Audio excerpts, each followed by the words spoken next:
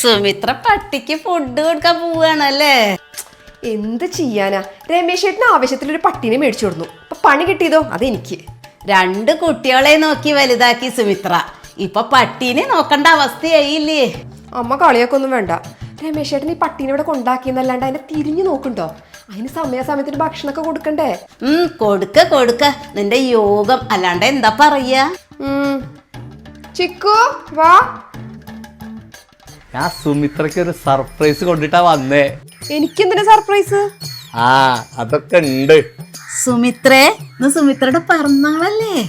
ശരിയല്ലേ, ഞാനത് മറന്നു. അപ്പൊ നിങ്ങൾക്ക് എന്നോട് സ്നേഹം ഉണ്ടല്ലേ? ആ സമ്മാനം എടുത്ത് തന്നോളൂ. ആദ്യം നീ കണ്ണടക്ക്, അമ്മയും കണ്ണടയ്ക്കും, ഞാൻ ഇപ്പൊ തരാം. എവിടെ രമേശ് ചേട്ടാ, വേഗം തരൂ. നിങ്ങൾ കണ്ണും തുറന്നു നോക്കൂ.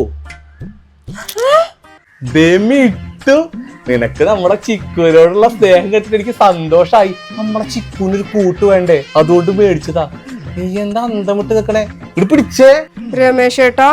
ഇപ്പൊ നിനക്ക് സന്തോഷായില്ലേ? അതെ, പ്രദീപേട്ടനും കാണാരേട്ടനും കൊച്ചുനേട്ടനും കൂടെ ചീട്ട് കളിക്കണ്ടേ? എന്നെ വിളിച്ചിട്ട് ചെല്ലാൻ പറഞ്ഞിട്ട് ഞാൻ പോട്ടേട്ടാ.